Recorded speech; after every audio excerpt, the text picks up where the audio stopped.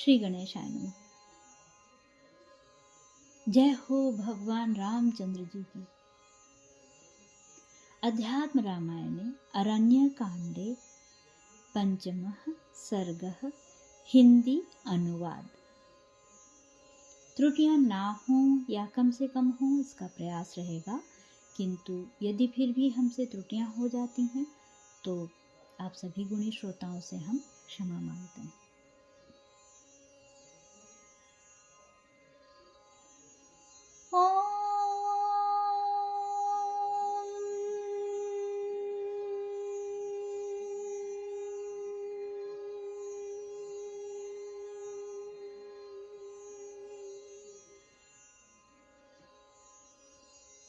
पंचम सर्ग। शूर्पणखा को दंड, खर आदि राक्षसों का वध और शूर्पणखा का रावण के पास जाना। श्री महादेव जी बोले, हे पार्वती, उस समय उस घोर वन में जनस्थान की रहने वाली एक महाबलवती इच्छानुसार रूप धारण करने वाली राक्षसी घूमा करती थी।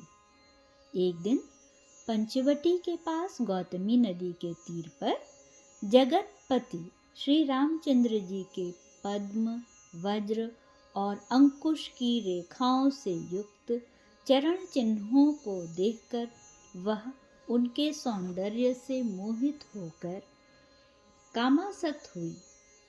उन्हें देखती देखती धीरे धीरे श्री रघुनाथ जी के आश्रम में चली आई।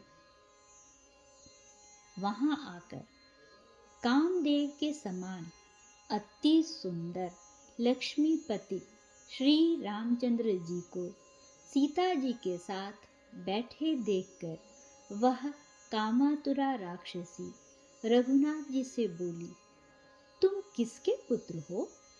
तुम्हारा क्या नाम है?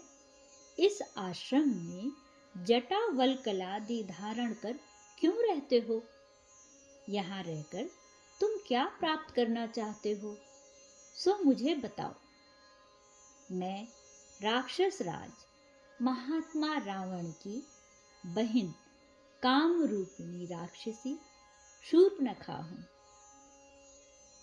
मैं अपने भाई खर के साथ इसी वन में रहती हूँ।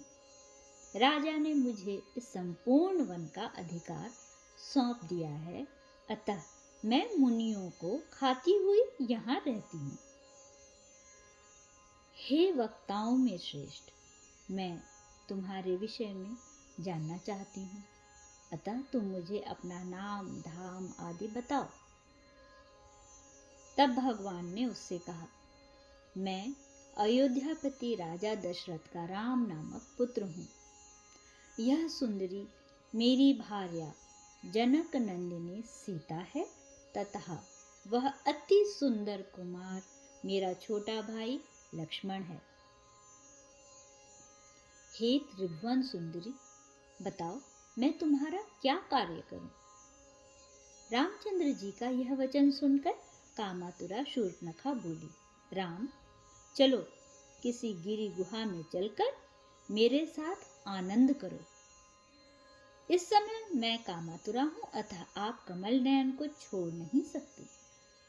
तब रामचंद्र जी ने नेत्रों से सीता जी की ओर संकेत करके मुस्कुराकर कहा, हे सुंदरी, मेरी तो यह भार्या मौजूद है जिसको त्यागना असंभव है।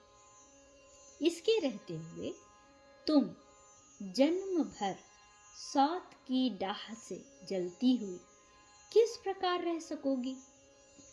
बाहर मेरा अत्यंत सुंदर छोटा भाई लक्ष्मण विराजमान है। वह तुम्हारा योग्य पति होगा। तुम उसी के साथ वन पर्वत आदि में विहार करो। रामचंद्र जी के इस प्रकार कहने पर काम से मोहिता भयंकरी शूर्पणखा ने लक्ष्मण जी से जाकर कहा, हे सुंदर, अपने भाई की आज्ञा मानकर तुम मेरे पति हो जाओ। आज हम और तुम परस्पर संगमन करें, देरी न करो।